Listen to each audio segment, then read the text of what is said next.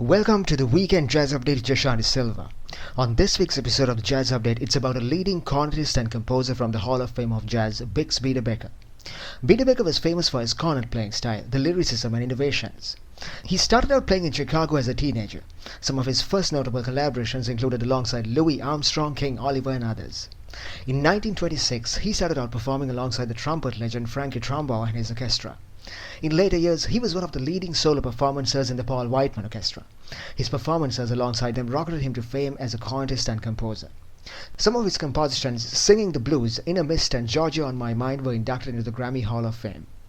So that was a quick insight into the life and times of Bix Beiderbecke. More details coming up. Also coming up, some trending festival and album news. And you're tuned into the Weekend Jazz Update with Joshua Silva. On this week's episode, Bix Beiderbecke, a legendary cornetist and composer. During this hour, we will be talking about his biography.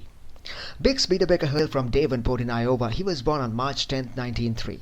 From an early age, he showed an aptitude for music. Starting out, he would tour and perform with local jazz bands in Chicago. In 1924, he became a member of the famous Wolverine Orchestra. His recordings for the Wolverines were legendary and propelled him to fame. Later that year, he started performing alongside Frankie Trumbauer's orchestra.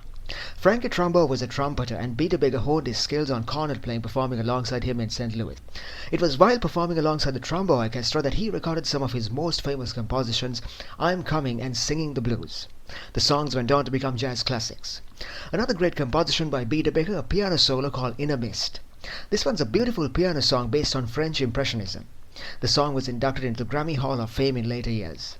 In 1924, he had another notable stint with the Paul Whiteman Orchestra. The Whiteman Orchestra were one of the popular jazz orchestras at the time, and his performances alongside them took him to national TV performances and even a performance at Carnegie Hall.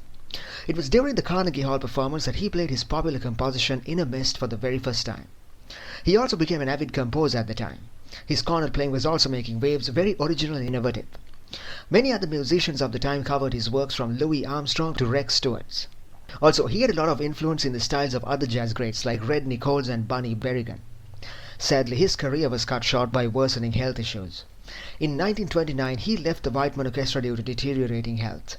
He died in 1931, aged just 38, but leaving behind a legacy as one of the greatest jazz cornetists and composers of his time. And this is the Weekend Jazz Update with Joshua Silva. On this week's episode, it's about cornetist Bix Beiderbecke. Now it's time for some trending festival news. There's a great concert to look forward to featuring guitarist Greg Chaco, a concert called the Miami Project.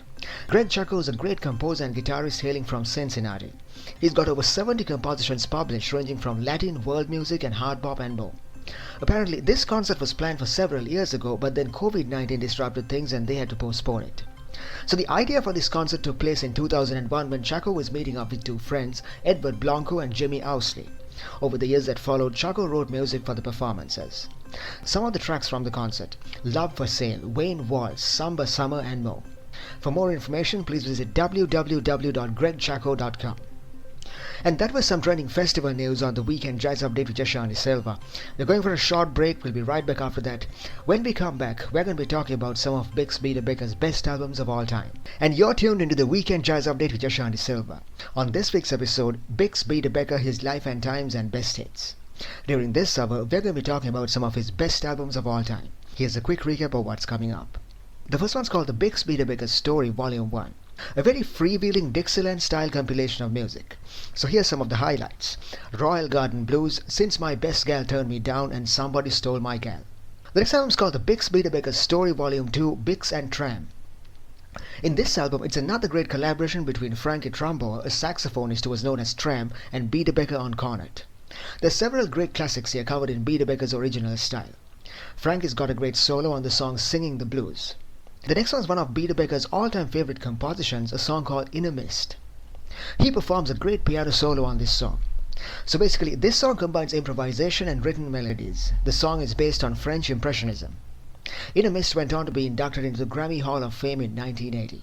So that was a quick recap of what's coming up during this hour, and this is the Weekend Jazz Update with Joshua Silva. We'll be right back after some music. Stay tuned.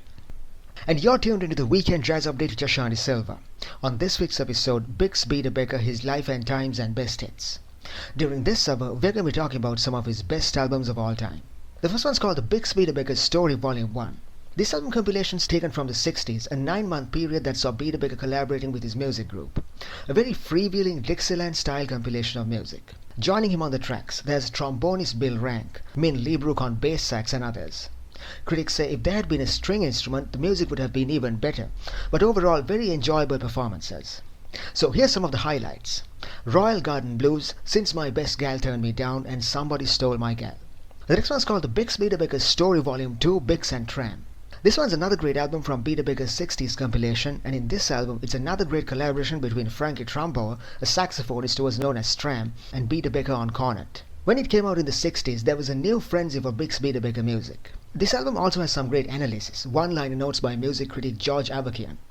There's several great classics here covered in Beiderbecke's original style like Way Down Yonder in New Orleans, I'm Coming Virginia, Ostrich Walk and Riverboat Shuffle.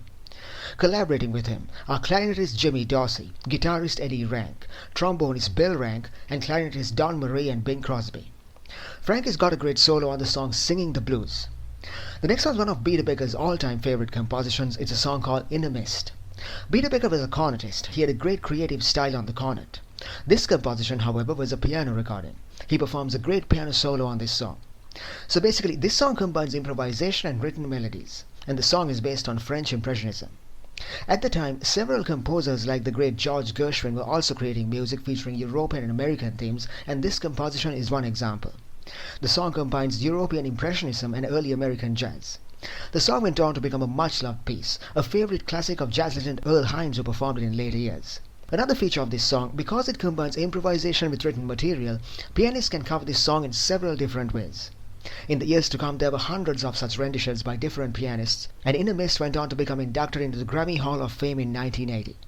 And this is the Weekend Jazz Update with Yashani Silva. On this week's episode, it's about cornetist Bix Beiderbecke. Now it's time for some trending festival news. The Pittsfield Jazz Festival is just around the corner. It's running April 24th to May 4th. Also, the lineup has just been announced. So the events are taking place at venues across the city, starts with an open jam session and ends with a jazz brunch. This year's festival opens up with the Count Basie Orchestra taking the stage. Also on the lineup, Grammy-winning pianist Jeff Holmes. This is an 11-day festival. The first event is a great gala event known as Jazz About Town, featuring great jam sessions and local artists. The Jazz Prodigy concert showcases up-and-coming jazz talent. Also, there's a special concert this year featuring Ben Cohn, an event called An Evening with Ben Cohn. Cohn's a legendary keyboardist hailing from Pittsburgh. He'll be performing alongside his trio. For more information, please check out the festival website at berkshiresjazz.org/cityjazzfestival. And that was some trending festival news on the Weekend Jazz Update with Yashani Silva. We're going for a short break. We'll be right back after that. When we come back, we're going to be talking about some of Bix Beiderbecke's best albums of all time. Stay tuned.